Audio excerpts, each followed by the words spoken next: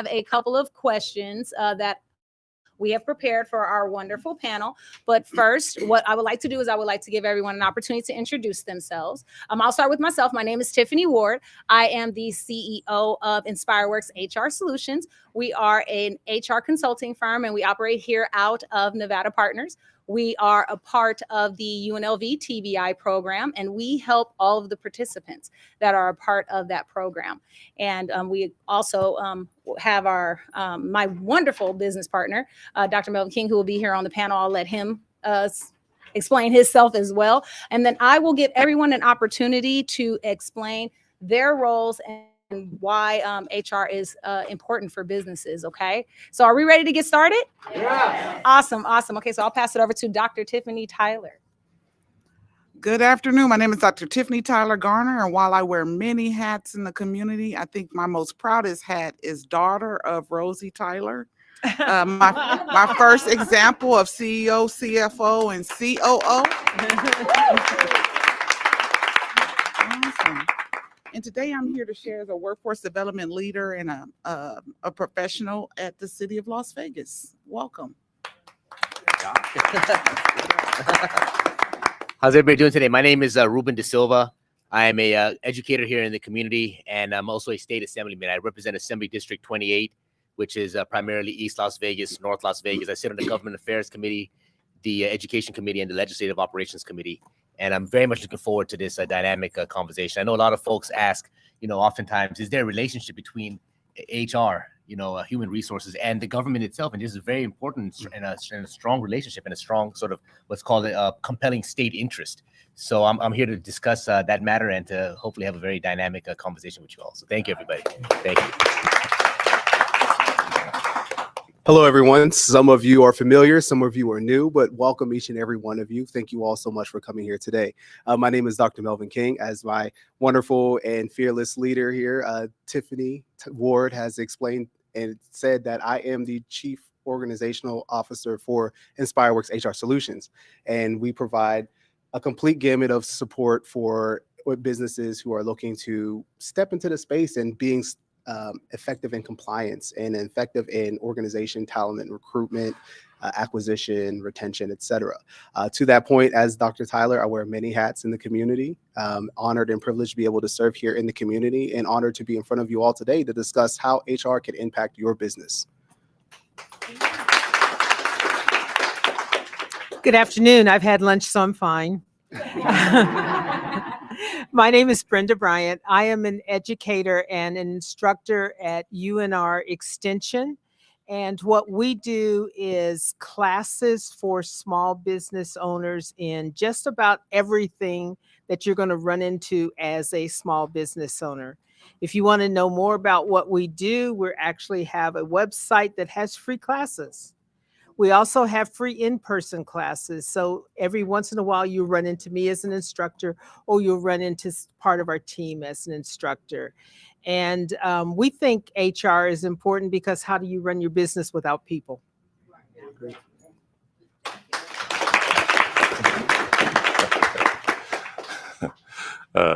Is it good afternoon? Yeah. Okay, all right.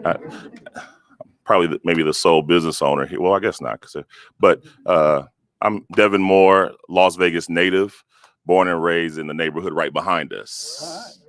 Before the building was up, I was playing in this dirt over here. So glad to be here. Thanks to you two for inviting me here.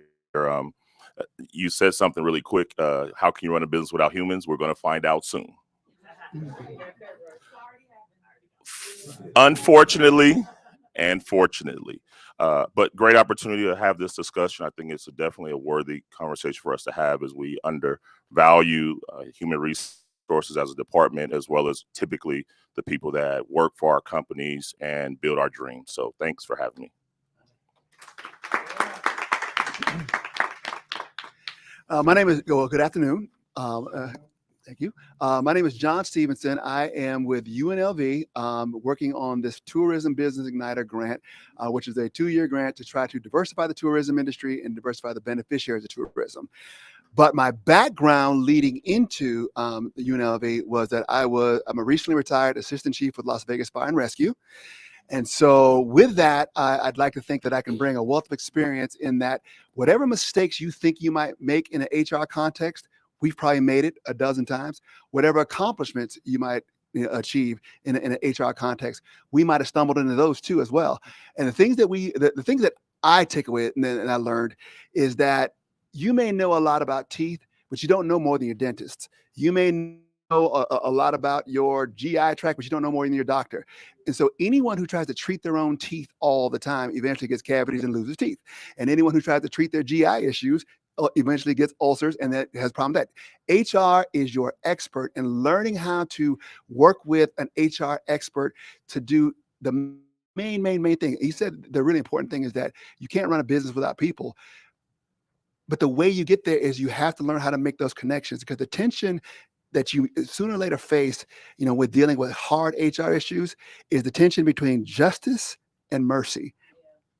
Justice and mercy. And you need an HR professional to help you navigate how long you can extend justice when it's due, because somebody's really stepped in it. But they also tell you how long can you extend mercy, because you want to give that person a second chance and a third chance and a fourth chance. You need that partner to help you navigate smartly the hard parts about dealing with human beings in the high pressure stakes of your business. So I hope that you guys think about, think about questions you want to ask. This is the panel where you want to ask the hardest ones you can think of, the hardest cases you can think of. This is the group that you want to try it on. All right. What a panel, right? Yeah. Okay, so what we're going to do is we're going to dive into some questions. But before we go there, I would like to ask the audience, how many business owners do we have in the audience? Oh, a good fair amount. Okay, great. Okay, so how many have effective HR practices in their mind? How many have effective HR practices right now, currently? Love the transparency. I absolutely love that. And that's yes, exactly. Okay, so how many of us have more of a fear or unknowledge about HR? Okay, yeah. So because the thing is once you know and understand HR, you want that to be a part of your practice, whether you're one person show, a solopreneur, or if you have multiple. Okay, HR should always be a part of your core value. Okay, so what we're going to do is we're going to dive into some questions for our panel, and I'm going to have a generalized question open to everyone for you guys to reach out to. Okay, so question 1 is, can each of you discuss how HR has evolved in your sector to become a strategic partner in business growth and innovation? Okay, can you explain? Human resources is an ever-evolving partner in making sure that the organization keeps pace with opportunity and need, beginning with recruitment through retention and even investment. They are a strategic partner in ensuring that you can, 1, pivot to scale, 2, that you are positioning your organization to grow as your employees go, because they should have a keen pulse or sense of the skills or competencies needed, but also anticipating a number of changes underway in the market, whether there's artificial intelligence or the ways in which we have multiple generations in the workplace for the first time in our country. They are your partner in determining, 1, kind of baseline, where do we need to be in terms of skills, competencies, but also culture and climate, but also how you may grow your business, because you recognize that your business grows at the capacity of you as a leader and your team. And so they are strategic in terms of making sure that you are well positioned to not only grow your business, but to grow at the pace of opportunity in the market. We're gonna give it up for Dr. Tyler. This is the HR guru, I'm telling you, here in the city. From my perspective as an elected official, and particularly sitting on the state lawmaking body, the state assembly, and the state senate is the other one. The real focus has always been on, Dr. Tyler touched upon them, retention, recruitment, and development of workforce vis-a-vis the sort of like growth that the economy is seeing. Right now, we know that Las Vegas is going through a tremendous sort of change in regards to the economy that we're going to be stepping into. I mean, We're moving now away from a service sector-based economy into one that's much more dynamic. We have Major League Sports coming into town. I mean, I just voted on the A's deal and helped work that out with my colleagues this past May 2023. I'm sorry, and we're looking at even other sports entertainment sort of related changes happening to our economy. We're looking at bringing in Hollywood 2.0 here. We're looking at expanding the airport and having a second airport here in Southern Nevada, out in the Ivanpah area. I mean, so this is all Brightline is another example of connecting ourselves now with the economy in Southern California. So this is a very dynamic and changing sort of place that we're in. And that's going to require folks who have this sort of expertise to understand what we're stepping into.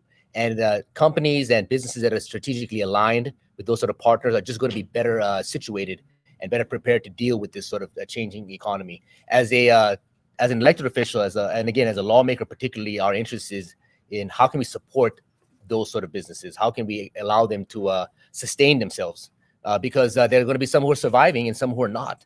And the key sort of partner you can have is an HR consultant, an HR sort of professional who's working with you in this regard. And that's one of the reasons I myself am interested in conversations like this. So that's what I would say is probably one of the most pertinent aspects of HR's relationship vis-a-vis your business, vis-a-vis the government, is understanding the culture of your workplace, understanding the sort of economy that we're in, and preparing your employees for success in that sort of an environment.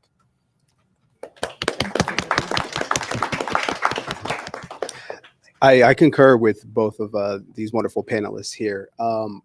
One aspect of HR that I believe that is in us, especially here in AspireWorks and other organizations that provide HR or have HR within their organization, there's two components that we have to begin to start looking at: transparency and collaboration. Now, people are like, how does HR become transparent, right? HR is confidential, right? But transparency can look like when you have a business, an organization, or an opportunity to run an organization or business, having transparency in the space of salaries, transparency in the space of job descriptions and requirements, that matters, because we notice that there's a trend now going 40 to 60% of businesses now that are posting online on your LinkedIn's and your Indeeds, et cetera, they're starting to post those wonderful ancillary or one of those wonderful added benefits in addition to the salary. Why? Because that matters to people now. We need to know what we're putting ourselves into and what aspect of a work that we're getting ourselves into, and whether or not we are capable of doing that work, and whether or not the business is meeting our requirements with work related aspects as well. The other aspect is collaboration. HR has to pivot and has to continue to pivot and not be solely for the entity that it is housed within. It needs to also be the medium or the intermediary between the employer and the employee. The employee needs to feel just as comfortable and safe going to HR as the employer feels as comfortable and safe going to HR and saying, hey, we need to release this person, right? So that's what I'm noticing, that a lot of HR organizations or organizations that have HR are looking to slowly try to transition and pivot to. The more collaboration and the more transparency we have, the more effective workplace we can begin to implement. Impact increases intent, or intent increases impact, right? We need to be intentional so we can increase our impact. So that's what HR in our space and what it looks like moving forward into the future. So I want you to think about all that you've heard, and I want you to think about it from the standpoint of you making contact with the people who work in a company. Have you ever called a company, or have you ever talked to a person in a company and you thought, this is the world's biggest idiot? Yes. Have you ever talked to a person and you thought, oh my gosh, I got all the right answers to my questions? What happened during COVID is a lot of people let go of their jobs, but we didn't lose people. We lost experience. We lost knowledge. We lost interaction. We lost relationships. So when companies tried to bring people back in to fill those positions, they can't fill that experience. They can't fill that knowledge. They can't fill those relationships. those have to grow. So part of, as someone who's reaching out to a company to ask a question, HR is there to say, let me put the person in place who can be of the most help to you. And that means that when I was teaching a class in San Francisco, I said to my students, there is an ASK. It's aptitudes, skills, and knowledge. But I asked for a fourth letter, which is an F, fit. I can find somebody who has the aptitude, they have the skills, they have the knowledge, and they could not work in my company because they don't fit. We talk about culture. They don't fit. Why would I want to put them through that? Why would I want to put the company through that? And why would I want to put you as my customer through that? So HR is extremely important, not only internally, but HR's tentacles go throughout the community. Because if those people that are there don't understand that they are there for your benefit, we've got a problem. Yeah, agreed.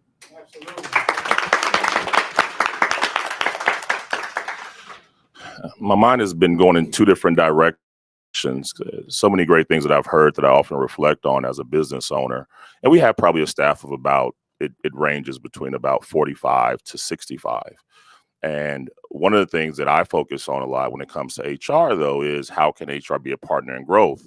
And one of the biggest areas is truly understanding the culture that we have and the culture that we're working towards. Identifying who's going to be part of our team, which goes back to the fit part, is so crucial to having possibly longevity with our staff, especially in the hospitality industry where there's high turnover, right? So there's a lot of entry-level opportunities. One of the things that we've been fortunate about is we have a young staff and they like to be where it's lit. And we give them the freedom to be lit. We initially rejected it. We weren't comfortable with it. Most of my partners are 50 and above. I'm under 50 with gray hair. So we had some extensive conversations that we had to adjust, discuss with our human resource professionals to incorporate a cultural experience, restaurant lounge, and be able to allow them to have involvement in the decision-making process of how we were going to be lit and be professional. Very hard balance, but in today's world, it's necessary. And so through that balance, we're constantly shifting, we're constantly evaluating our policies, because with the lit environment, you can go too far too quick. And so it's something that we're constantly looking at, and we've been able to identify our strong talent that we really do work to let them know their value in ways that they feel that they're valued, not in ways that we believe are traditional ways of rewarding someone. As we know, it's not always about money. Sometimes it's about acknowledgement. Sometimes it's about extra time off. Sometimes it's about another F word that I love the most, and that's flexibility. A lot of our staff, they need flexibility. They have younger children. They don't have necessarily a lot of family support. So they have to go to schools at times. They have to take some sports trips. And I think that HR helps us navigate those things.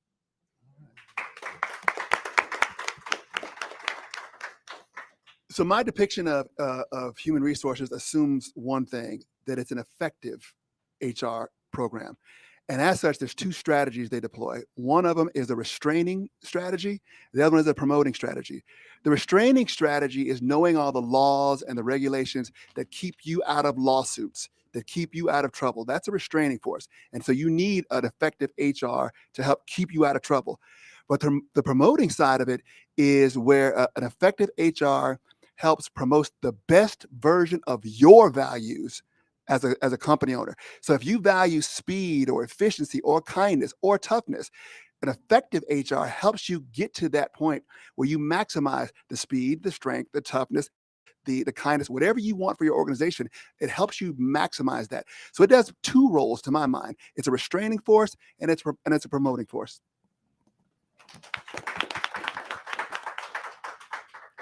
I love it. That was a lot of great insight. So, and I love what Devin was saying about really more of employee engagement and that innovation and how to know when to pivot. So I'm going to actually jump into that. We're going to talk about a little bit of company culture. So how does HR impact company culture and employee engagement within an organization? Okay. So I would like to know, how does HR impact the company culture and employee engagement within the organization? And so a few things come to mind for me. They play an essential role as it relates to ensuring and supporting fair and consistent practice, empowering clear expectations, ensuring broad, ongoing employee engagement, as well as ensuring that there is consistent, ongoing coaching and professional development. Each of those areas play a critical role in either furthering the organization's culture, whether that's one that you see as aspirational or one that you're fighting against. And so you cannot underestimate the ways in which either HR can play a role in clear expectations through its policy practices and SOPs. Otherwise, anything goes in a workplace, which means that your customers get anything on any particular day. So there's the inability to grow your capacity. Also, the ways in which we can ensure that an employment relationship is exactly that, a relationship between the owner and the employees that ensures that there's sound thought partnership happening, which supports innovation in new ways, because you're, as a leader of that business, probably not there in the day-to-day, can't be working in the business and working on it.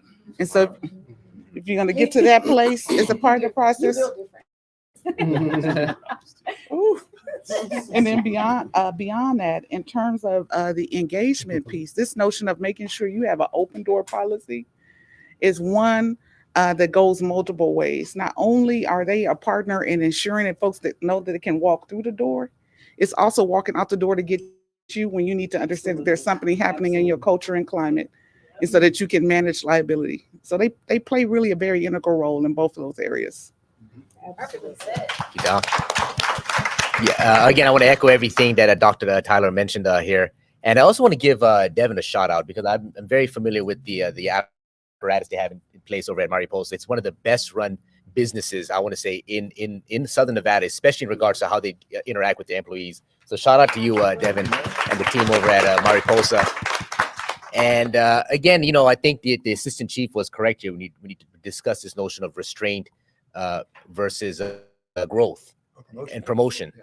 Because that's really the sort of interest that we would have, as elected officials. Oftentimes, when we get involved with particular businesses, is because there's something they've done something wrong. There's a compliance issue. The assistant chief wants to talk about this as a union beef that usually comes up, a contractual problem. And if there's an issue that's developing in an industry, and we see that, we'll pass laws to address that problem. So that's one of the real focuses of lawmaking bodies and policymaking bodies when it comes to HR. But when it comes particularly to this question of culture, it's absolutely central. Having a sort of a culture that where both the employer and the employee can feel at home, can feel at ease, can actually benefit to the overall goal of that particular business. Where you both have a mission that's set by the employer, like this is our goal for the month, or this is the sort of vision that this company is embracing, and then you have employees who buy into it and who feel as if they're family. I've seen that those are the sort of establishments, and again, Devin and Mariposa do a great job of this, where everybody feels they're part of a team that's working towards that goal. And it's tremendously important to have somebody dedicated to creating and nurturing and fostering that sort of environment within that company or within that business. So again, it's absolutely central, and it's again one of the baselines of I think that can allow a business to be successful, or for a business to be a place where the employees just hate coming to work. They're like, I'm just coming to work just for my paycheck, and that's it. I'm not going to do anything extra. I'm not going to try to be a part of this organization. This is not a family to me. This is just work. But once you can kind of spark that or create that conduit where work becomes a place of enjoyment, work becomes part of my identity and what I do, and fulfills me, I think if you have employees who fit that sort of description, you are on your way to all kinds of success. It's the bottom line to growth and a sort of successful business environment. So thank you. So it's going to be difficult to add to what they just said. They kind of covered everything. Yeah. So I'm not going to pass the mic, but I would say in collaboration with what Dr. Tyler said and Assemblyman De Silva, your culture is going to make or break your company. Period. There's no ifs, ands, or buts about it. Millennials and Gen Z who are currently in the workforce lean more into cultural climate than they do salary and compensation.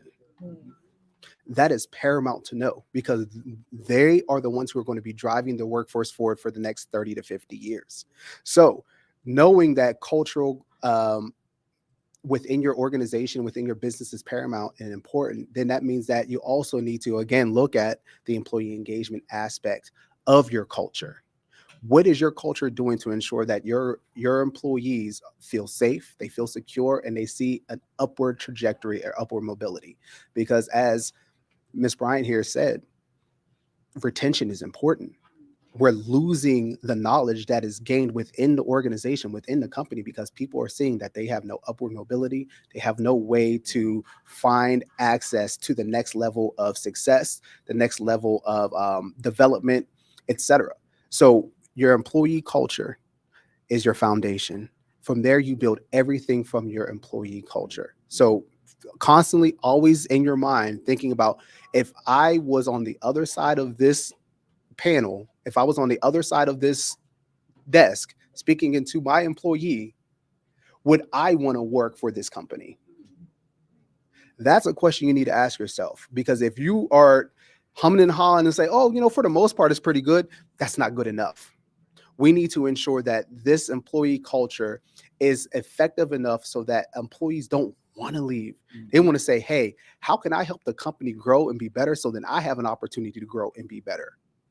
So culture is paramount to the success of your organization. You want me to follow that? So for you business owners, understand that HR is a department in your company, but it needs to be an integral department in your company. It does not work in and of and by itself. It has to be an inclusive piece of what's happening in the business. Management has to be not only encouraging, but supporting what's going on in HR, as well as whatever else is going on in the business. I'm a solopreneur, which means that all the crap hits me, okay? But in the same sense, I am responsible for the same things that someone in a company of many is responsible for. Because in order for my company to stay in business, to grow as a business, I have to do all those things that companies who have many employees do. So what is it that HR brings to the table that allows that to happen? We're talking about getting the right people. How do we find the right people? How do we know they're the right people? What kind of conversations do we have? What kind of policies and procedures do we have that when someone comes to our company, they feel comfortable stepping into this new environment? Not just, as you've heard before, not just about compensation, although volunteering is nice, but it does not pay the mortgage. I want to be well compensated for the skills that I bring to the table, but I also want to feel comfortable in the fact that this is a place that when I wake up in the morning and I think about where I am going to be spending the next 10 to 12 hours, I can smile. If I cannot smile, I need to be looking for another job. And when I was a consultant out on the road, I actually would tell people, if you're not happy coming in, please go look for another job and we'll give you the day off to start. Okay? You don't want those kinds of attitudes in your business because they're bringing your business down. They're sending your customers to other businesses where you want your customers to come to you. You want to, now it's not going to be ha ha, happy, happy all the time. It's not a place of toys. This is not a game. This is serious business. When I pick up my paycheck, I don't want to have to back up into it. I want to go pick up my paycheck because I earned it, because I did what I needed to do to get the company moving forward. And in the process, I'm growing and learning. HR is extremely important to that. If something isn't working right, I want to feel comfortable that I can go to that department and say, I'm not sure about this. Can you kind of give me direction? Yep. And that I can trust the 100%. direction that I'm given. So business owners, take HR seriously.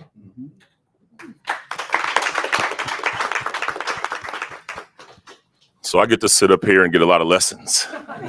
Free ones. Free ones, right? Volunteering the information. So thank you, right? So 2 words come to mind. One is self-awareness. And it's really, really important for even if you're a solopreneur, but I have a team of partners, and we have to truly be self-aware of who we are as a team, because your team will be able to look at the divisions. They'll be able to see where you're not on the same page, and they will exploit those things. And it will bring your company down. It will slow you down, whether it's privately or publicly in front of your potential customers. And so self-awareness is so crucial, and we're constantly evaluating those things. The other part of it for me is authenticity, because too often people are used to words. They're used to you telling me what I want to hear.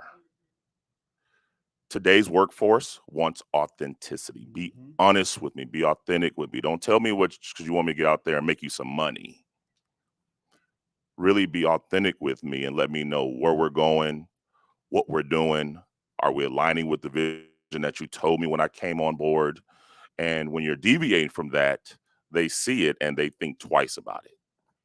Where are we going, what we're doing? Because rarely, if you're a small business, rarely is the compensation going to add up. And being in Vegas, right, we're in the hospitality business, so the hotel casinos have much greater benefits. They're going to give you 2 weeks off and paid compensation and a bunch of PTO and sick time. And a lot of times we can't always afford that as small business owners. So you have to compete and offer something that's more valuable to their lives than just some dollars or maybe just some time off. And that's where we actually have to sit, and we choose to sit in an office with one of our employees who was sleeping in the car, homeless. And out of our own pockets, we have to say, hey, go get a hotel room. Where we have to deal with them crying on our shoulders because some domestic violence is happening in their lives. And then we have to then deal with HR with that, because sometimes it can spill over into the business. And so things can really get ugly, but you have to be sensitive and authentic to your team to really identify, because people are going through a lot, and the pandemic exposed a lot. A lot of relationships and marriages ended, and we have to be honest about these real life situations. And if you're not aware of who you are as a owner or management team, if you're not aware who your team is and what really is going on, then everything can be lost. And something that's so pivotal is that when people are opening businesses, they're typically giving their all to hopefully fulfill and live out a dream that they had. So losing it all is stress for the person that's putting up their time and their dollars and their talent and skill.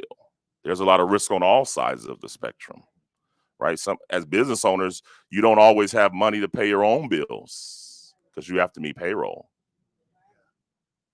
And that's what we don't talk about enough. You're going without. And now you're trying to maintain a personal relationship. And how does that look? You don't have the work-life balance that you're telling your staff to have. Hypocrite. Where's your authenticity? They see through those things. So I think that's really important. Thank you. Well said. So again, I'm gonna harp on that idea of an effective HR. So just the groundwork I want to lay here is that issues that will confront your organization, whether it's a small business or a major organization, will almost never be black and white. They will always be some version of gray. They will almost always be some version of gray. And here's a story that kind of illustrates that. It's 1994. I'm in my rookie academy, and I've got the first black female in my academy as well. She's on the roof doing a rooftop evolution with a saw where she's trying to cut a hole in the roof to practice rooftop ventilation. It's not going well. And the captain who was visiting to teach the class on that, at some point in there, slaps her on the top of the helmet hard enough to whereas she comes down off the ladder from the roof, weeping, for what happened. Now, his explanation was that he was merely trying to get her attention. Her explanation, the way she took it, was that it was more assaultive and like an opportunity to ding her for not doing well with that saw at the time. HR's got a problem. HR went with her version of what happened, and I commend them for that. In that, the courageous human resources, if they're going to err, and they could have been wrong with this one, he might have legitimately had the intention of just trying to get her attention, whatever. But if you're going to err, the courageous move is to err on the side of the powerless, not the powerful, because it's so job protective, it's so career protective to err on the side of the powerful. But if you have an effective HR that has the courage to err on the side of the powerless, then those people who are otherwise the powerless, they will find their footing in that organization. They will find their footing in that career, and they will flourish and they will grow. That's exactly what she did, that firefighter. She grew and she grew and she taught and she learned and she was a leader and she had a voice and she had oral space, AURAL. She was heard as a person. All that might have collapsed with one slap on a helmet in that one fateful day. Had not HR saw that as a gray area and said, I can't prove either one of them is right, I'm going to err on the side of the powerless.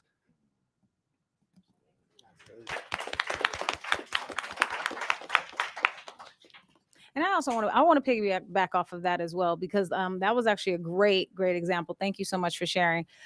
Because and like he said, with the powerless versus the powerful, the thing is, when we are business owners, we do have to give grace. We have to give the opportunity to understand where the employee was coming from versus a supervisor or leader. Now, the thing is, with people, we are all, at the end of the day, we are human. And people don't remember necessarily what you say, but they do remember how you made them feel. And that person felt attacked. And that means a lot more than just, oh, we're going to dismiss this. No, it's something that she felt she needed to speak about. And that is something that HR would take very seriously and would have to do extensive work. And that's on us. That's not for you as a business owner to go in and have to do, because we want to be able to not only make sure that we're protecting the employee, but we're protecting you and your reputation.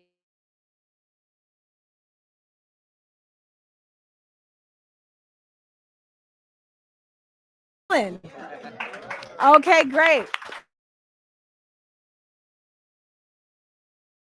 How many of us have some questions? That I know there's a lot that was kind of taken in right now. Hard ones. Right. So I do have a question for the floor. What are some common misconceptions about HR in small businesses that you all would like to address? So what are some common misconceptions? Like, what is your perception of what HR looks like for small businesses? Right. So, like, as a small business person, Let's give you a small business. I look at a lot of small business. I look at a lot of small businesses, and it seems like you wear so many hats when you run a small business. So having to choose that person who's going to be your right hand, and then having to choose that person in such a way that you're looking for the same qualities that you have in yourself, and believing you're going to hire somebody like yourself, and then trying to find that balance with that person not meeting an expectation that you normally have for yourself.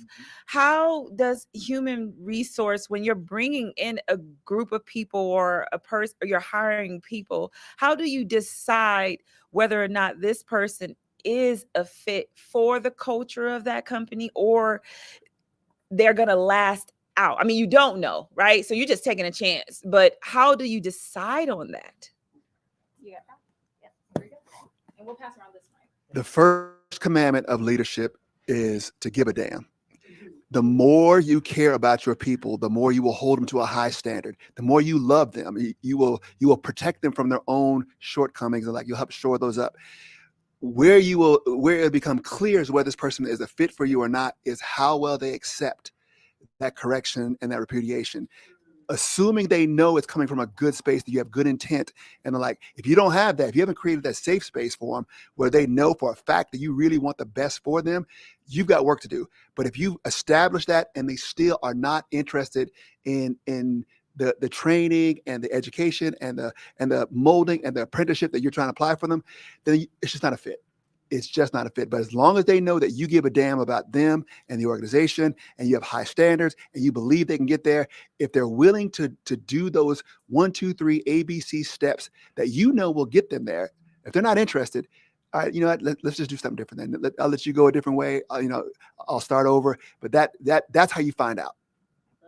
And now I'll answer. I actually want to piggyback off of what he was saying as well.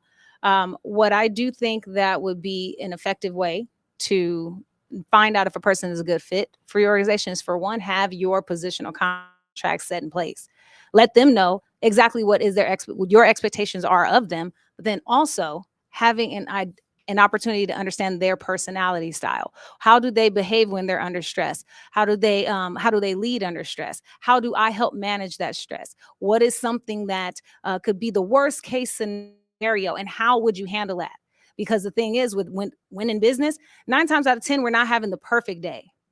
Something always happens in business as a business owner. How can you handle that?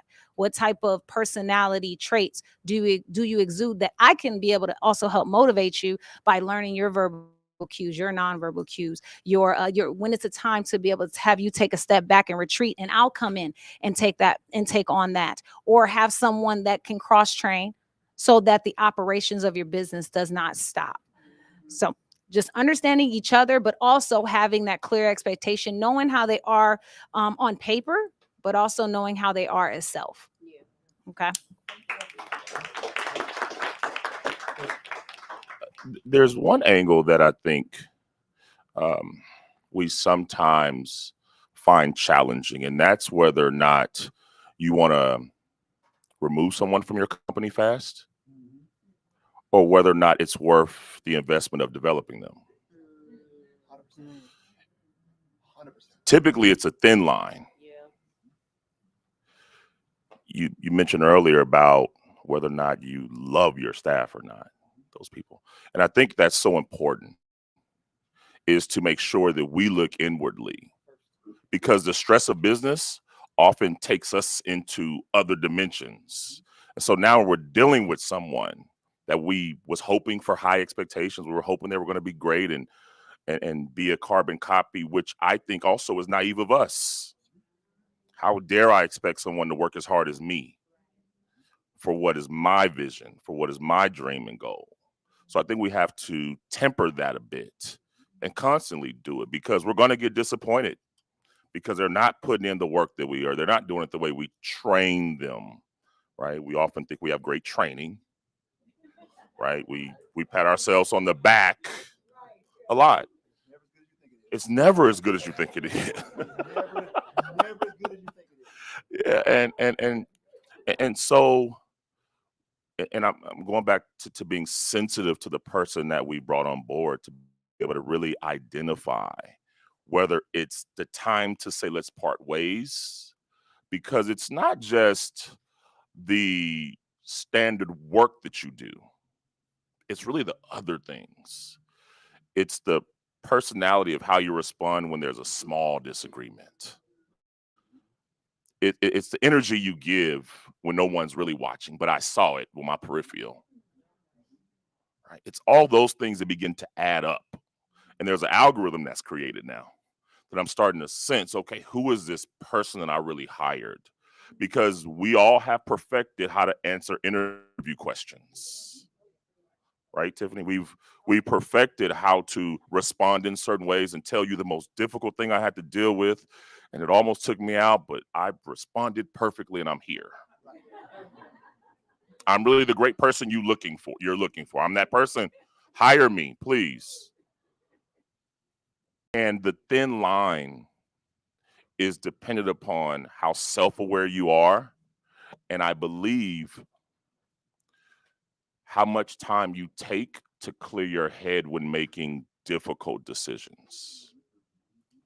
Because that clarity is going to choose that gray area, whether or not you're going to develop or you're going to dismiss them.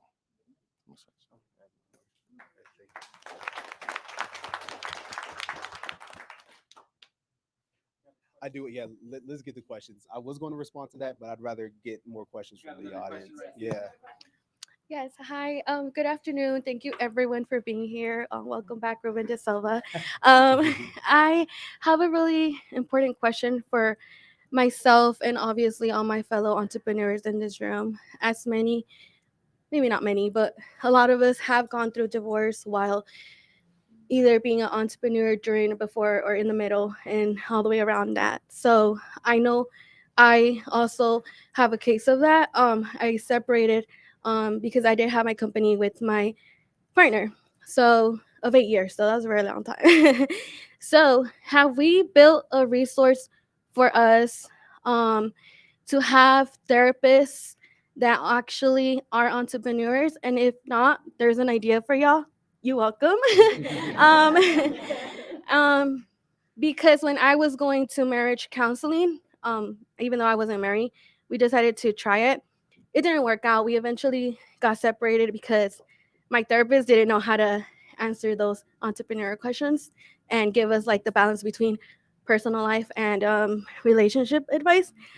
So I often run out to my friend, entrepreneur friend, of course, my sister, my twin. And it sucks for them, right? Because now they have to not only hear, and my other entrepreneur mentor. It sucks because now I have my sister telling me, and I'm sorry. She's like, "You need to find a friend." I'm like, "I need to hire a therapist."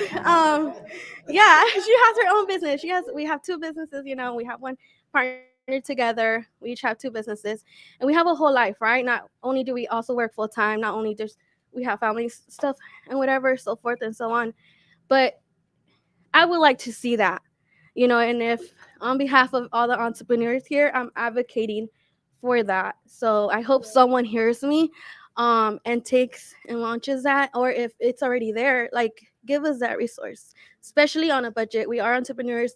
We're often asked for expensive insurances like gas, mileage. And I'm sure you guys understand in this panel, and I just really appreciate the time that you guys have allowed me to advocate for us entrepreneurs, and I'm very grateful for y'all. Yes. Thank you. Thank you for that. And thank you for sharing and being so transparent. That is, I'm definitely sending out positive healing vibes for you. With HR, it is very, very important to have your employee engagement at the core front, but also your health, your overall corporate wellness. What does that look like? We cannot be just good physically.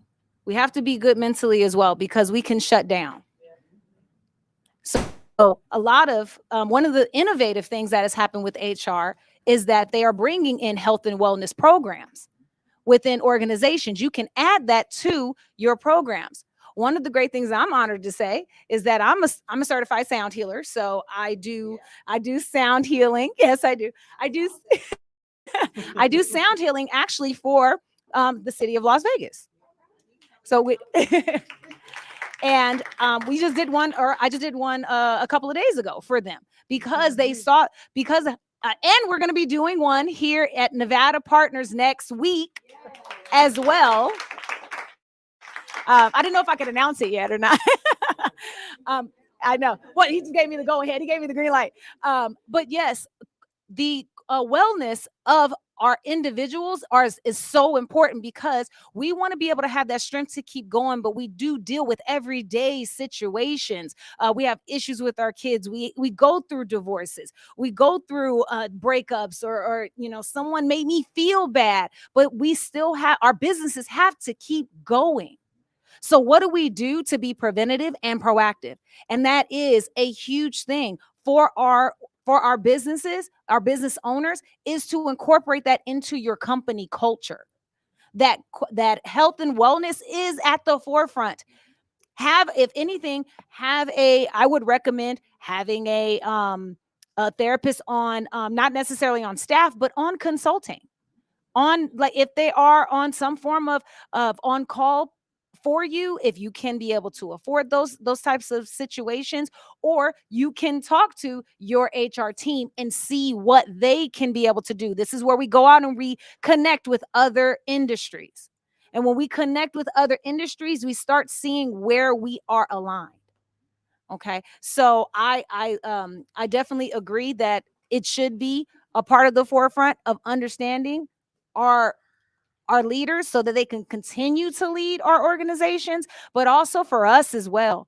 So whatever you are willing to incorporate into your organization as wellness, I recommend you do it as well.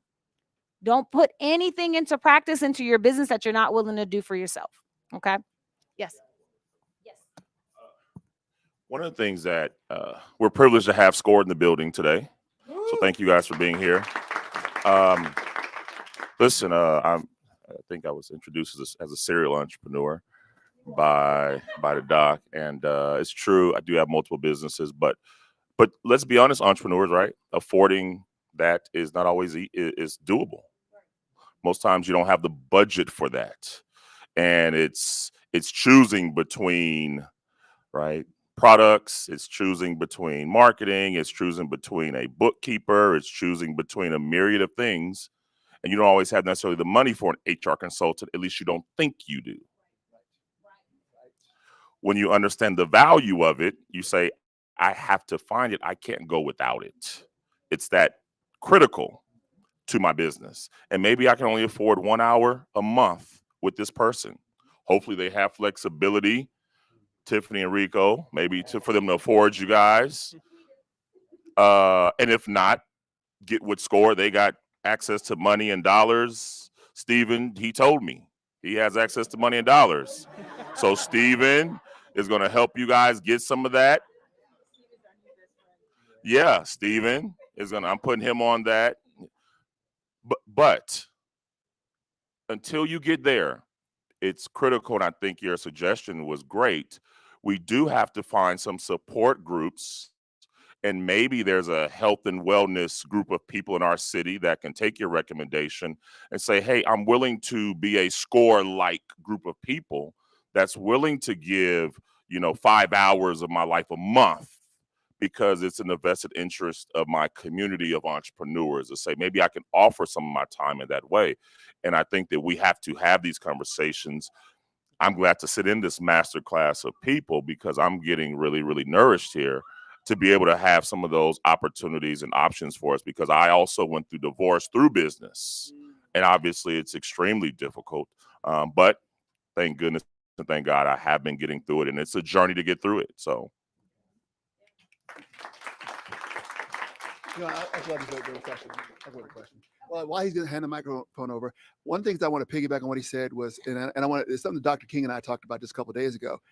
Education is always expensive. You either pay for it before you needed it, or you pay for it after you needed it. Your HR representative is that education you get before you need it. And so to that point, one of the things you do in the fire service that I'm really proud of is that people who are struggling with drug addiction and gambling and alcoholism, what I'm doing is I'm seeing your marital issue, and I'm raising it, to a level with addiction issues and the like. We don't automatically throw you away, because you're struggling with that. We fight tooth and nail alongside you. There's no way on God's green earth we could have ever done that without the guidance of human resources along the way to help us smartly navigate, this how we retain this employee while they are struggling mightily for their life with the substance abuse or the gambling abuse and the like. And again, it's that education that we needed before. That's what HR represented for us.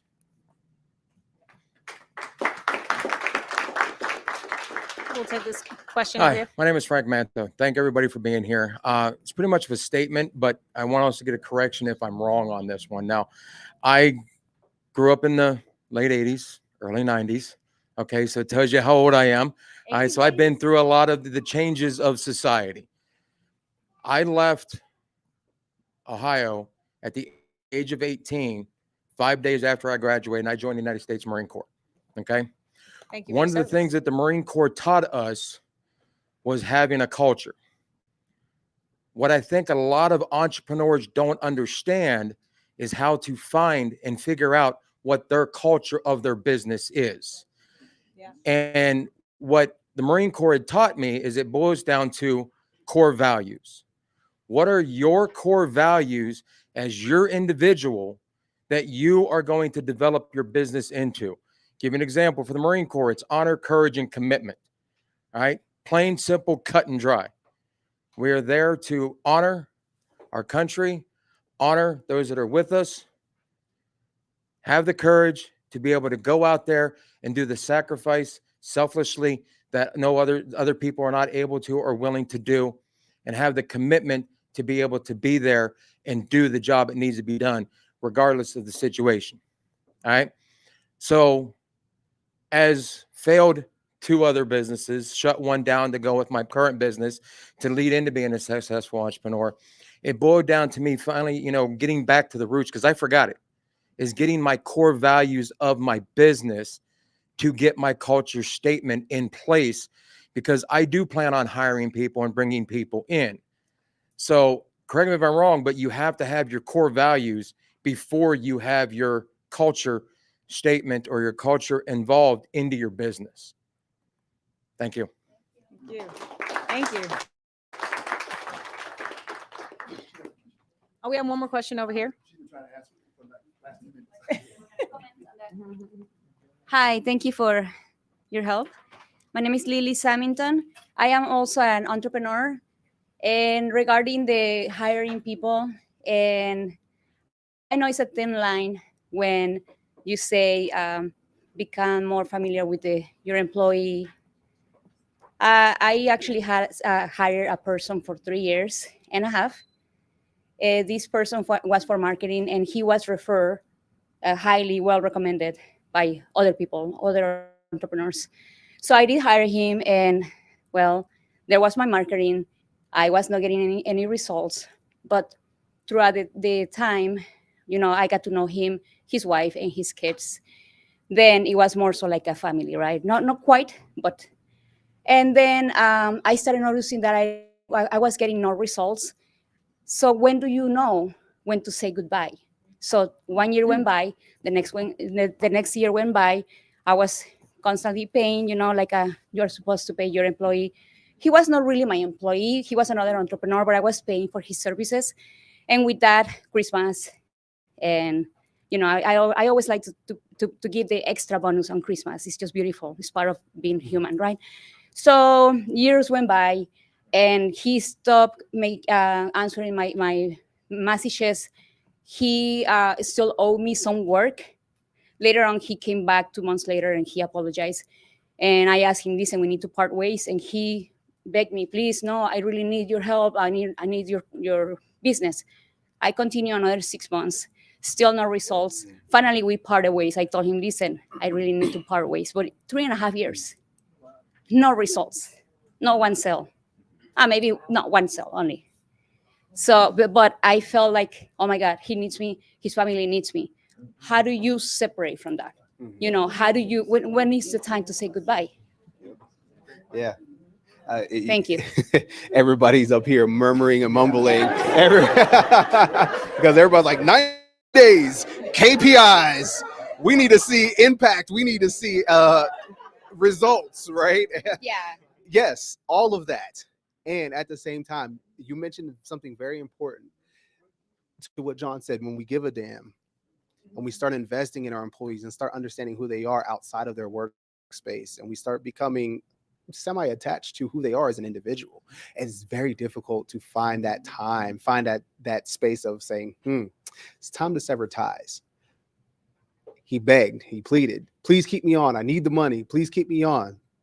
There's nothing wrong with you saying to him, I completely understand it, and I hear you, and I believe, and it's called a warm handoff, where you find another individual or another organization or another company that person may be able to be more effective in, who may be able to take their skills and talents somewhere else and apply it to somewhere else. Because at the end of the day, it's about synergy, right? We want to ensure that whatever energy we're putting out can be multiplied and reciprocated back to us. Ensuring that we provide that warm handoff to another organization, another business, another company where that individual can still continue to do their work. You are now setting yourself up for success, because guess what? That business that you referred that person to, they're going to refer somebody back to you. Say, hey, you know what? This person didn't work for us in our marketing space. Why don't you connect with them and see, maybe you might find an opportunity to utilize their services versus, the services you were previously using. Always being in the space of grace, gratitude, and also being a transformational leader. That's where we make our impact in our organizations, in our businesses, is understanding when the line needs to be drawn, and then also ensuring that that person is set up for success beyond your walls, beyond your organization, beyond your business. Real quick though. So Elias, I've been promising Elias a class that I did for the city of Las Vegas and mostly for the fire department called Crucial Accountability, learning how to talk to people and know how to hold them accountable. Because when it comes time for an employee to be let go, it should never be a surprise to them. They should have seen it coming a mile away. And so, Elias, let's please set up. I'll do it for this group because you guys are interested and motivated, and that class was really positive.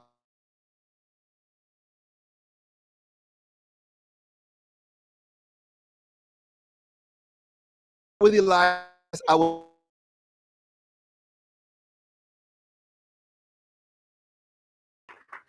Part of my background was I was a face-to-face, not in your face, consultant for over 30 years. I have been in over 44 states, and I have been in 3 countries. Sitting down, talking to people about their businesses. First rule with me, no one gets fired while I'm there. The reason for that is I want to know what the company did to grow this person. I want to know, I want to see the evaluations. I want to see the job description. I want to see the training process. You're not going to fire me for something you didn't teach me. I don't allow that. Okay.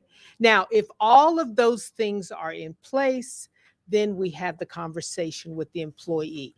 If those things are not in place, I'm still having the conversation with the owners. We are not there to fire people. We are there to grow people. We're there to have people in our business who want to be in our business and want to grow with our business. If that is not happening, there is a disconnect someplace. And it's not always the disconnect is with the employee. Sometimes the disconnect is with the employer. The other thing is when you're talking about finding somebody to talk to, there are things that you need to talk about. You need to find somebody you trust, whose opinion you trust. You're not looking for somebody to feed back the same information that you already have. So here I am. I believe these things. You believe these things. We're going to get along great. That's not helping me. That is not helping me. Okay. What I need to hear is those things that allow me to grow and stretch and bring you and the company along with me. Okay. So it is extremely important. Trust is a small word with a lot of power behind it. And it is hard to get and easy to lose. So you need to find someone, and I don't know who that someone is. I've had companies come to me and say, well, can you be that person? Answer is no, I'm not objective. I'm subjective. I like you. So if you tell me something, hey, I believe you, and then somebody else tells me something, I believe them. That's subjective. So I am not objective. I am not your person.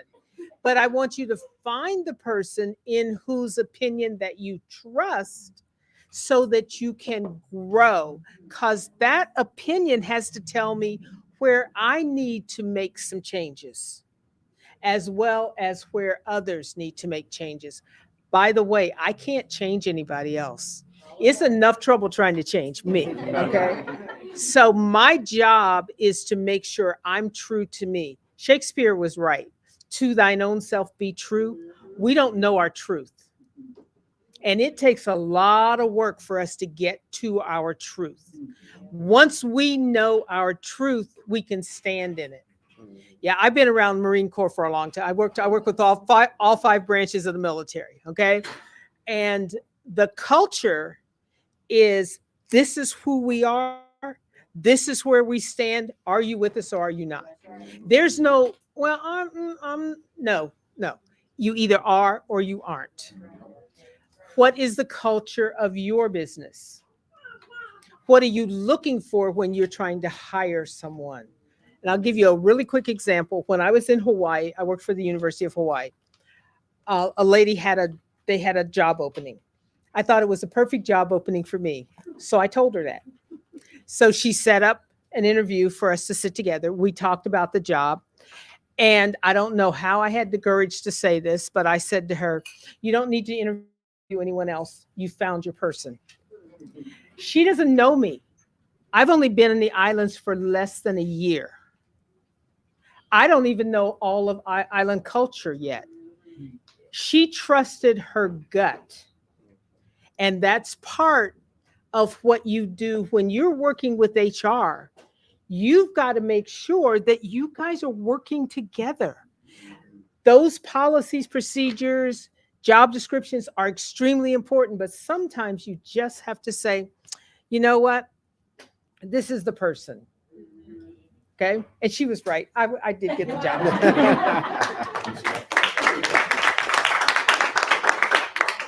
So my career was in marketing, and I still own my marketing firm now. So I'm sitting over here cringing. I was doing most of the talking over here when we were listening to you, and I apologize. But as a small business owner, every business has still a finite amount of dollars, and the smaller you are, the less capital you have to go wasted. You don't have the luxury for it not to be effective, for it not to yield you some results, some eyeballs, some phone calls, some impressions. Social media is free. I don't get a customer in a month. But then there's the other side of the coin, because as a business owner, you have to know what you know and be honest with what you don't know. Because what you don't know can do what? Kill you too. And so if you really didn't understand marketing, you better find someone you can trust who can give you some insight on what you should be looking for and how you should be evaluating that person. And also understand where you are in the life of business. If you're a startup and nobody knows your brand, the customer acquisition takes longer. It costs more. If you're a business owner who's an introvert, then it's even more difficult because you're not the number one cheerleader for your own business. You're putting it in the hands of someone else. And you're trusting that person is a professional, has an expertise, knows how to be effective, and hopefully can be efficient. If those are not things that you're certain of, slow your roll in going into business. Think twice, think 3 times. Because customers are the lifeblood of obviously your sustainability. If you have someone and their primary goal is to market or give your business more platform, give them more presence, more eyeballs, and they're not doing the job, And if you don't have an internal mechanism of how to also market, because a lot of times when we hire someone for marketing, you expect them to do 100% of it. And that's really not their goal and responsibility, unless that's the stated thing that you've told them when you've hired them. We're not doing anything. This is 100% your goal. Now, do you have the budget to pay for that? And are you willing to sacrifice that person to be exclusively the person that's generating you revenue? These are conversations that you have to have when you're starting a business. If you're not willing to be out there and going in the highways and the byways and the triways then you have to make sure that who you're hiring has a track record of success. So you have to do your due diligence to vet who you're going to hire. Vet who you're going to hire. It's no different than an interview process, but you have to make sure you're going to do it. Don't just take recommendations, because they might be throwing you a bad apple to get it off their hands. So be careful with that. I take recommendations, but I'm going to, I think it was Ronald Reagan said, and I'm not because he's my president, but he did say trust but verify. Trust but verify. And let that be one of the principles that you have when hiring somebody that's important as bringing in and generate revenue for you.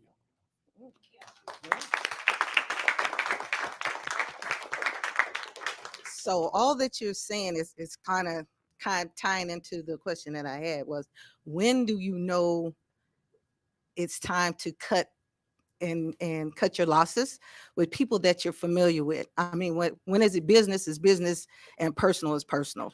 Because you do want to have relationships with your employees, but where do you draw the line so that it doesn't overlap and becomes a problem? That is definitely a great question. For me, it would, in my HR hat on, KPIs, key performance indicators. At the end of the day, we all have feelings, but business is business. And if I'm not going to look out for my business and you're not looking out for my business, who's looking out for my business? In business, their feelings really aren't supposed to really exist when things are in black and white. If you have your proper documentation, you have your KPIs set up, and if they are not meeting those quotas, then that is your turn. That is your time to eliminate any type of liabilities that could bring down your bottom line. We don't need to think from just we're business owners now. We're not just like supervisors. We're not just managers. We're not just leading someone else's structure. We have to create our structure. What does that look like? That's why you want to make sure you have all of your proper documentation put in place first. Don't even go out and look for someone or talent acquisition, put out a resume or a job posting or such. Don't put that out until you have every T and every T crossed, every I dotted within what position you want them to be in.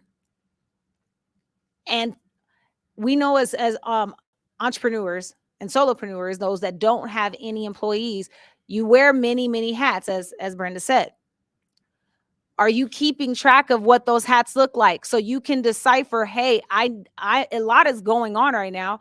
I need to step away from my business. So to ensure that my business does not fail, what does that look like? So now we can start looking for those people. But if you're going and you're saying, hey, I need help, and you're going to someone saying, I need help. Okay, with what? Oh, I need a customer service rep. Okay. See, me as the high C that I am for personalities, I'm going to say, for what? Well, what do you want me to do? What do you want me to be customer service for? Do you have a plan put together? Do you have a certain duration of time that you would like for me to do this? Not just how much are you going to pay me? So if we already have our stuff in order, we can be preventative and proactive. We can set the guidelines for when someone is not performing up to the standards that we were expecting. We can let them go and justify it. As long as you have justification, you can be able to walk into any room and say, as much as I enjoy you as a person, your services are no longer needed. And at the end of the day, we still gotta be, as we're people, we still gotta be a boss about our stuff, because if we don't protect our organization, no one else is. Okay. I guess I haven't spoken in a bit, but great question. And one of the things that that we are involved with and very focused on, as people who are making and setting up the broader sort of like foundation for business success. And I know that Dr. Tyler, as the former director of DETA, will probably attest to this, is that the three things that really come up that become the thorniest, bitterest sort of like situations are issues between employers and employees, are those pertaining to compensation, benefits, and then hiring and firing. And one thing I'll say is that you got to be really careful, when you let somebody go, because individuals have rights, they have law. You got to comply with the law, and you have to be on top of this. It's on the business owner to be on top of these changes in policy. You can get in a lot of trouble. You can be sued. Your business can be wiped away if you fire somebody and you did it improperly. And let me say it one more time. Everything that you worked for and accomplished can be wiped away if you do not comply by the law. There's a situation. I just got back into the country, but I heard about it while I was in Asia. There was a local business owner here who was not paying proper, with the restaurant owner, I think. Yes, and they have good food. Yeah, great food. Yes, and I know the restaurant. And I know the individual too, but was not compensating his employees properly, because he had his employees working at different locations, but didn't compile in the end to the actual dollar amount that's necessitated by the law. We just had a minimum wage increase that passed. It's going to go up to $12 an hour. We just had this year.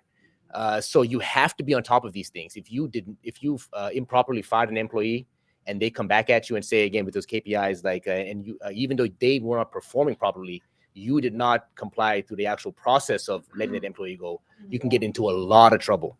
All right. So the way around this has been, and we've mentioned this here many times now, is to have somebody who understands these issues, and a consultant, an HR company, somebody dedicated within your business who's supposed to stay on top of these things and then work those issues out.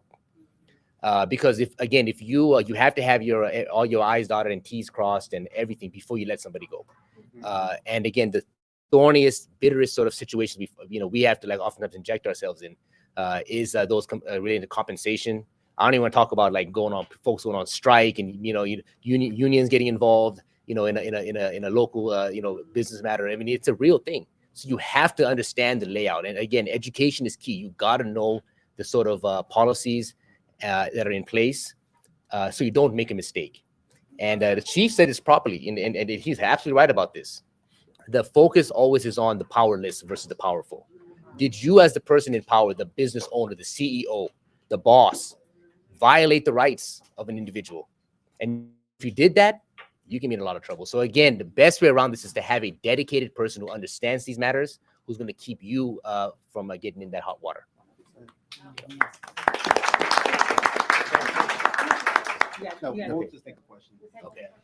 Something I think primarily for Mr. Moore, would you be able to expand on the role that HR could play for the smaller businesses that have, say, one employee? I only have myself, and half day I want to fire myself, and half day I want to give myself a raise. I don't know if that's gonna fly, but can you speak on the opportunity? I heard you talking, and I was thinking hey, there's an opportunity for HR and some of the practices within HR to scale so that your business can be more than just your job that you're doing, and it can turn into a true business. And it just seems like you would have a lot to say on that. Since you asked me, I got to come up with some stuff, right? So, it was a backdrop to what you said that he has me kind of sidetracked on right now. He did. Yeah, please.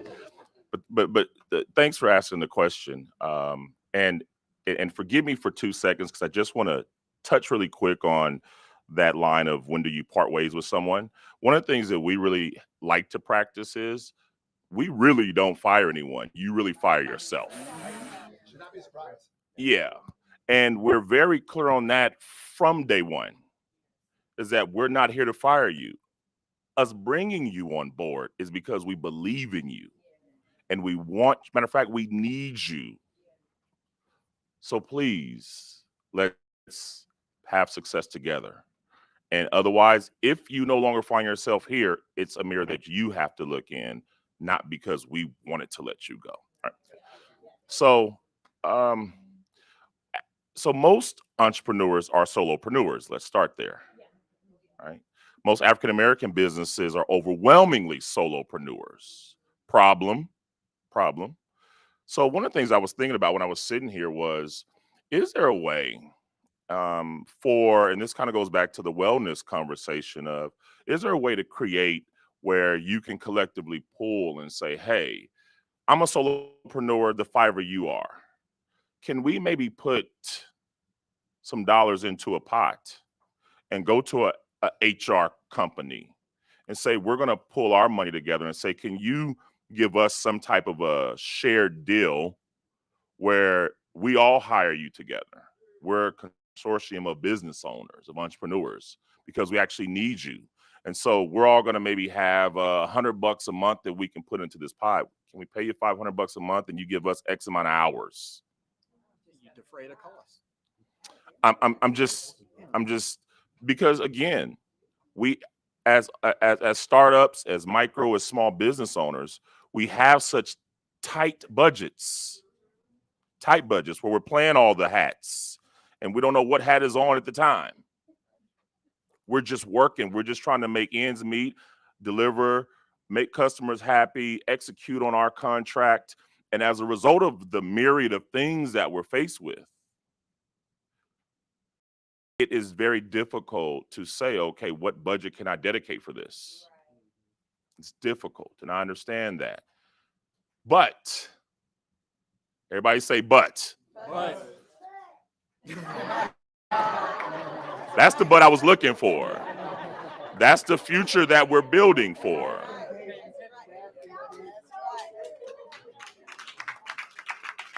If we allow ourselves to get caught in what we can't afford, the entrepreneurial spirit is one that I'm going to figure it out no matter what. I have no choice because this has been my commitment to it, but more so to me. And I want to keep it to myself, my word, my belief. I might cry sometimes. I might have some dark nights, but I'm not going to give up.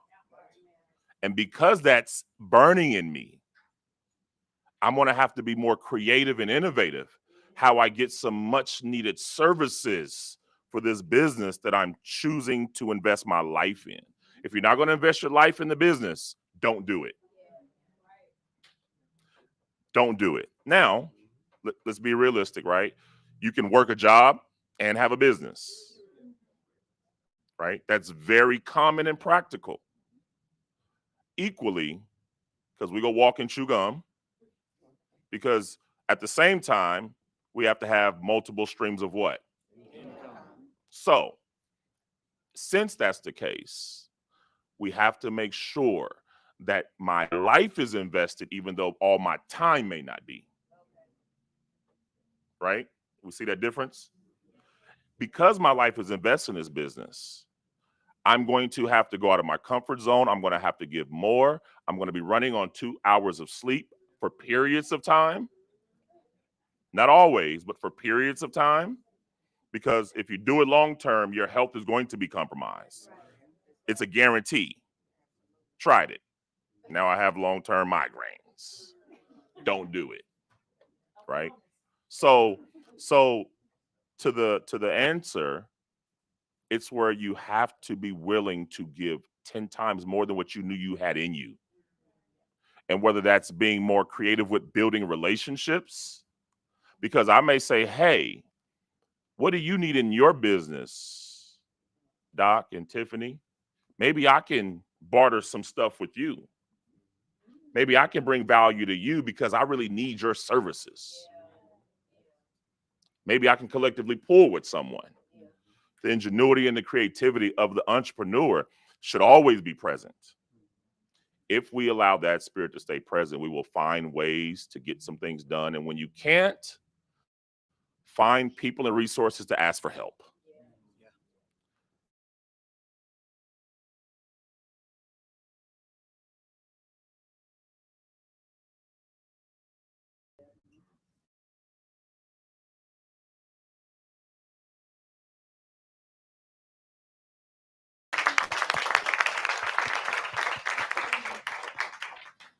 Okay, this is probably more on. Yeah. We do have, we're going over a little bit. I want to check with the time. Are we good still? It's 3 o'clock. We normally end at 3 o'clock. Okay. We have other things that we need to get through in your program. Okay. So I would say we still have time until like 4 o'clock, but probably 4 o'clock we gotta be wrapping up. Meaning you have time. We got that much. I just yeah. It's just one question in reference to technology, though. Yes. Oh, Yeah, oh, there you go. oh, No and worries, no worries. I okay. just want to be conscious of the time. That's all. I'll say maybe like 10 more minutes for the panel. That way we can do the certificates. Yes, Oh. perfect. That's all I'm saying. Okay, so in reference to technology and human resource, what are you guys doing to prepare for the new wavelength of AI and not having such, or the workforce shift from the jobs that we currently do and then the innovation coming in from AI? Because I talk about AI a lot on my show, and that being a part of the, not being part of the workforce, but losing an actual human resource. How are you guys preparing for that? And what does that look like for people who are still in the workforce and that are not entrepreneurs?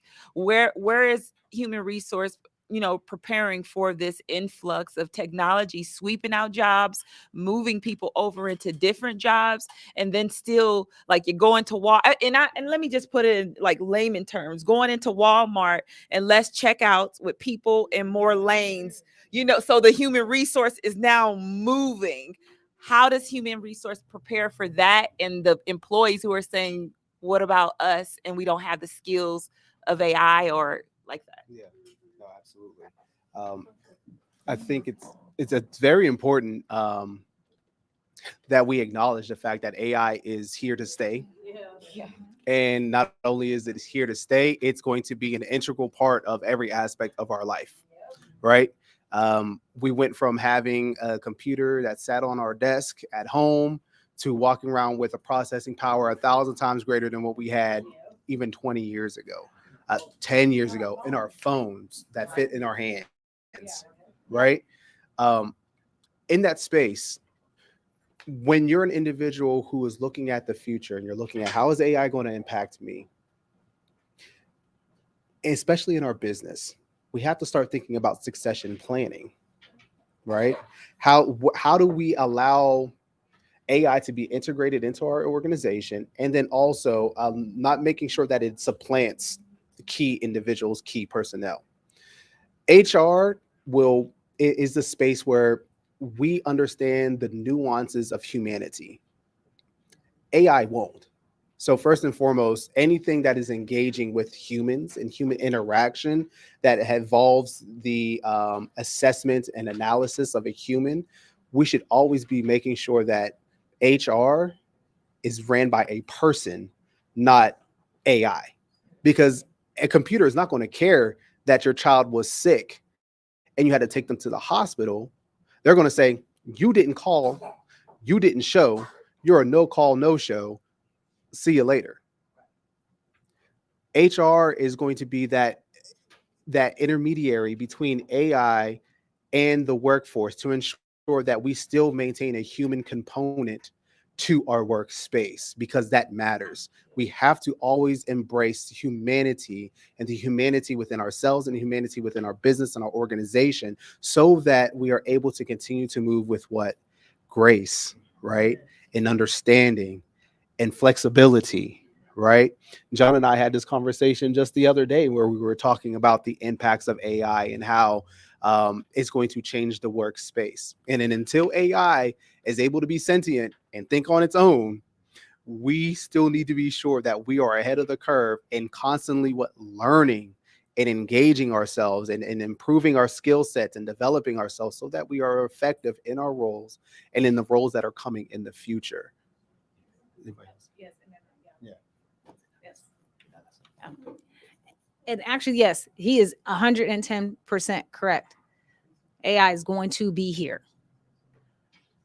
The one thing also that HR can do that AI won't be able to is think about something such as crisis management. Like if there's a crisis in your business, how do we know that someone's going to be able to articulate that to a bot and not be able to get out the proper information?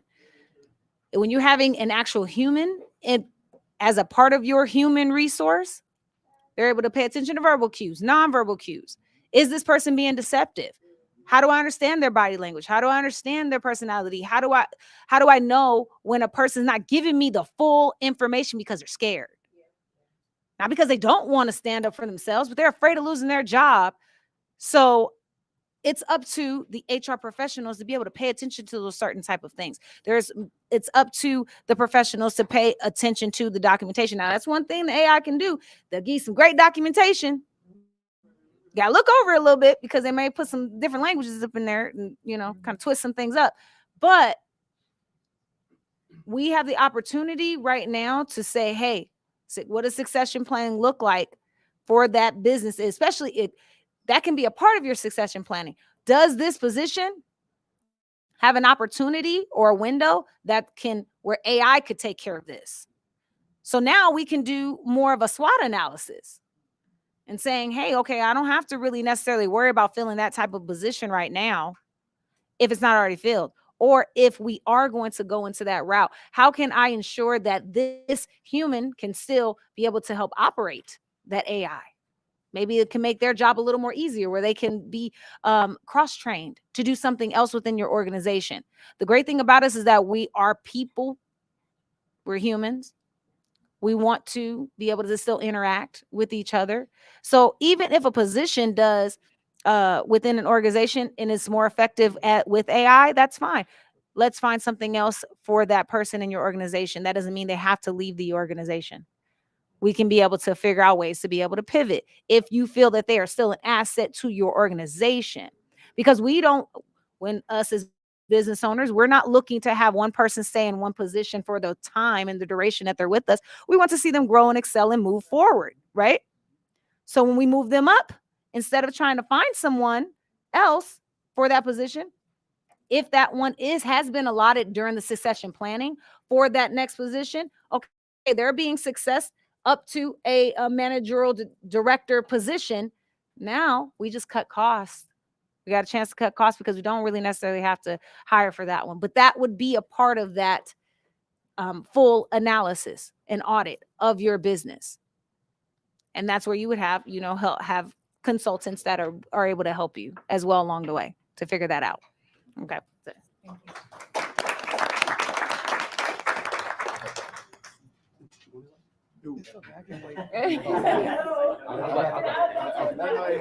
So I'm going to look at from a technology standpoint. So our average age of our staff is probably around 25.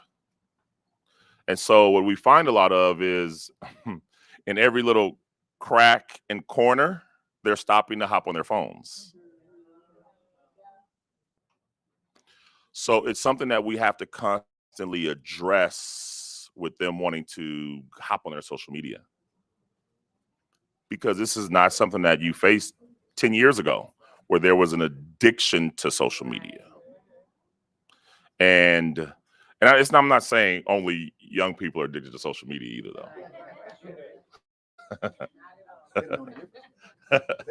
Yeah, they only know that. Right, that's all they know. Yeah. That's all they know. Yeah. So, and I'll be pretty quick on this. So one of the things is that we naturally have to create policies constantly to address the constant consumption of technology, be it through our phone devices, Some of our staff are in school, right? They're going to college currently, so they want to take extra breaks to go do some homework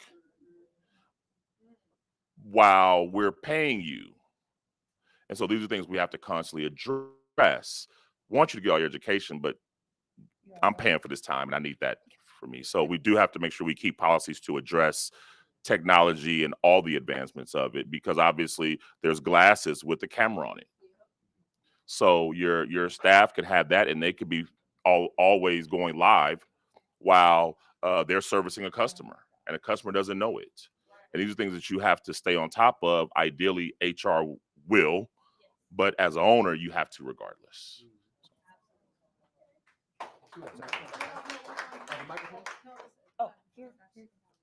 Oh yeah, yeah. This is a great one. Yeah, Dr. Tyler, So I'll be brief.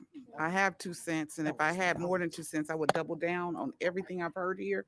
I just want to say, from a workforce development perspective, the impact of AI is significant. Some of the things that we're doing to address it as a workforce issue is upskilling and retooling, like literally identifying what are some of those foundation or transferable skills someone can use anywhere, and then how do we stack skills on top of that as a part of that process. And so it's critical that we are thinking about the work in that way. And the other thing to note is, while we can talk about it as on the impact of attrition, the other way of looking at it is, what are the opportunities? Because the work is evolving so fast and every day, we see emerging markets and industries. And so that's an opportunity for folks that have been left out of the workforce, that may not be trained in any particular area, to get in it early enough to become the expert in it. And so I encourage us to embrace it from this perspective. What are the new opportunities that no one is skilled there yet, that I could be the first or the only or one of a few, or even become an expert in? So it doesn't have to be just from the perspective of job loss or attrition, but also how might I tweak its evolution to create a unique niche or role for me or my communities. And so there is much discussion underway here, whether it's the discussion about the fun economy and how we leverage that, or Hollywood 2.0, or what's the next wave of tech here. If you can get into that work now, this is the time to get into that work now, even if you had low or no or marginal skills, because that workforce is not there, which means folks are willing to take a chance on you to get into that work. And that if you get those skills, there's so few others with those skills that you can charge a premium for it. This is the time really for communities and people to begin writing their tickets through their skills. And so I can't underscore that enough.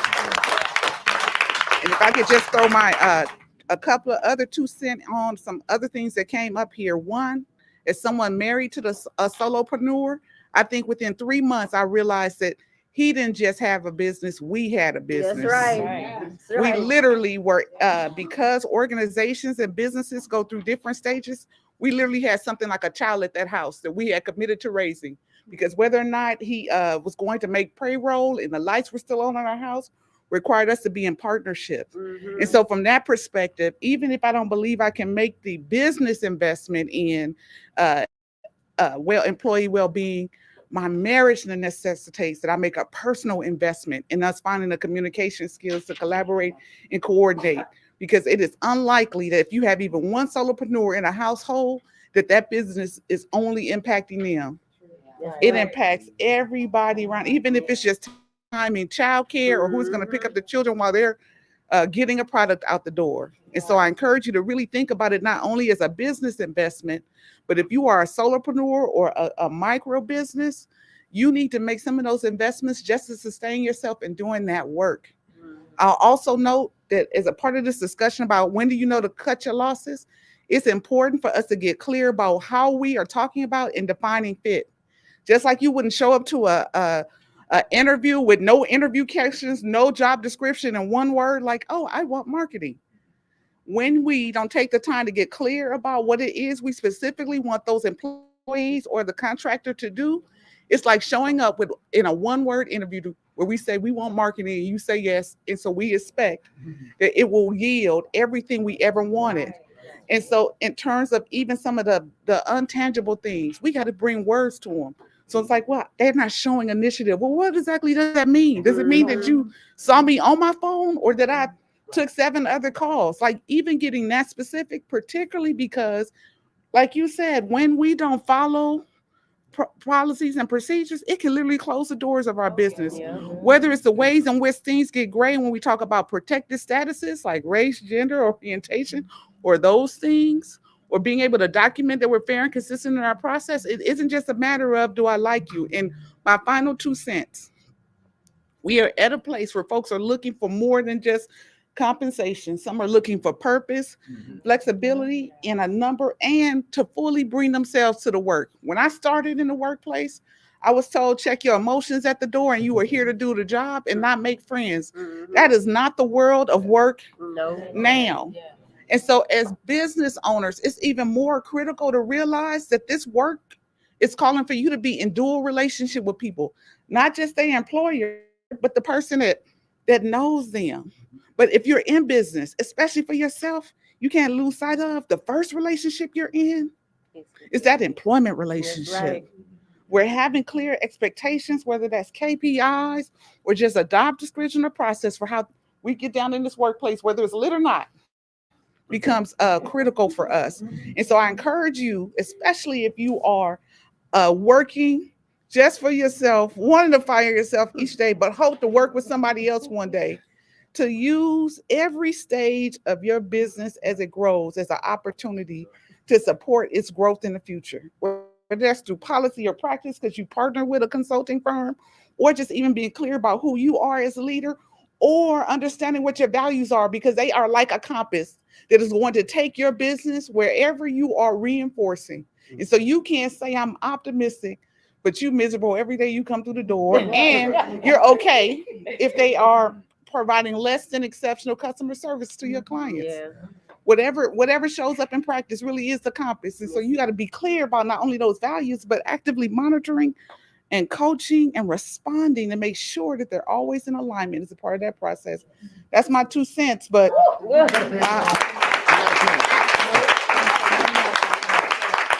I got a penny to go along with her 6 cents that she dropped in there. If you are the owner or the supervisor and you're unhappy when you go to work, that's your fault. That's your fault.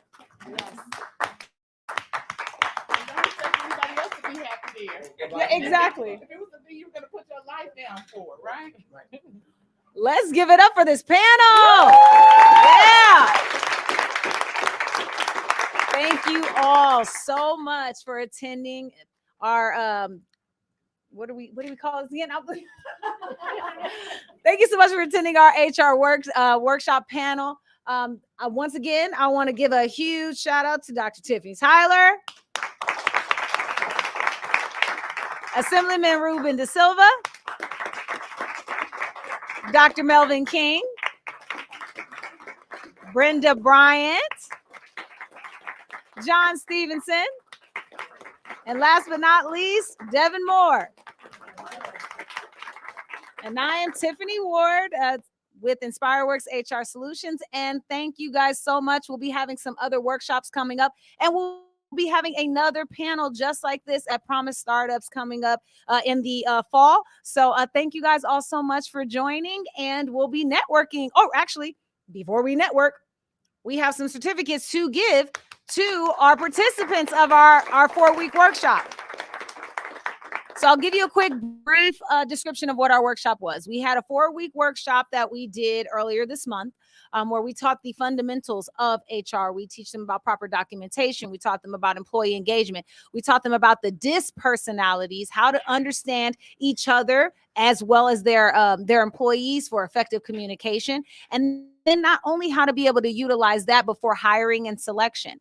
How do you lead as with the personality styles as well? And we were also able to provide them with some checklist of recruitment and selections and such. So we had some great participants part of the program, and they showed up and they were consistent. and they showed up and they were active. And there was never really a dull moment in our course. There was a couple of them that we actually ended up going over time, and were able to fully finish up everything because it was so engaging. So I do want to say thank you to all of that are here with us, and there's some that are not here, but those that do see this recording later, you can be able to pick up your certificates from Elias with the TBI program. Okay, so I'm gonna let Dr. King do the certificates, name them off. For the ones that are here, we already have them here. Okay. Okay. All right. First, for certificate of completion, I'll just read it so everybody knows what it says. This certificate is proudly presented to insert name in recognition of completing the 4-week Inspire Works HR Fundamental Workshop as a participant of the UNLV Tourism Business Igniter program at Nevada Partners. Our first participant, Avrion Sanders.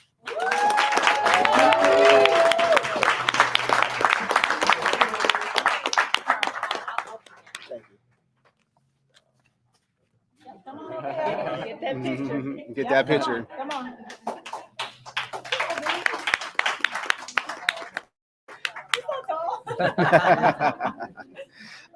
Robert Payne.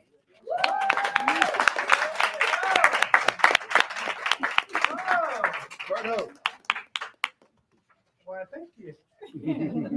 Great job. Great job. So much. All right. Yep. Take your photo. Gotta take your picture. Why do I want to be in front of everybody? All right. Marianne Martinez.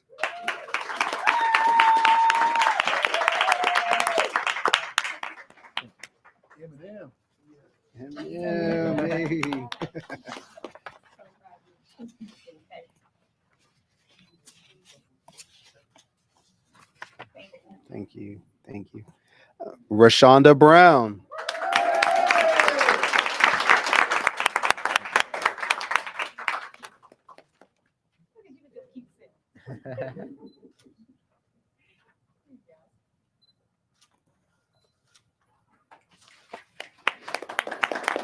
Darjay Lucky.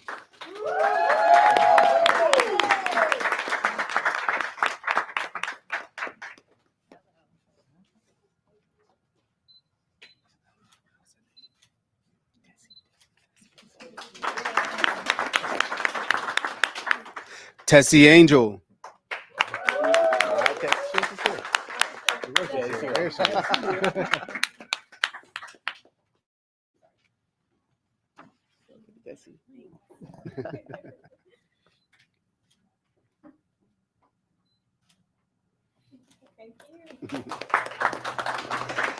Alaric Overby. Alaric Overby. Oh, okay. Green side up. Yes, and Alondra Angel. And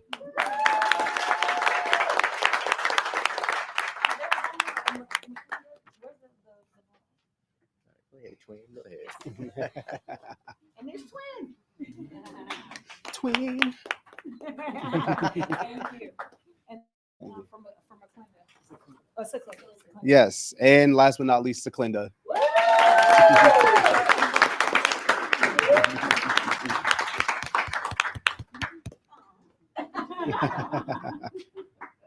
So proud of you. Thank you. Okay, we're doing it.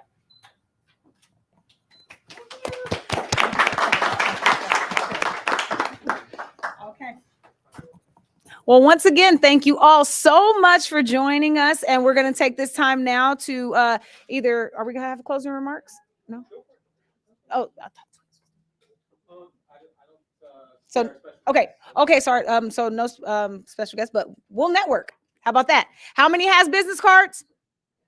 Let's put our business cards up in the air. Physical or digital. Physical or digital.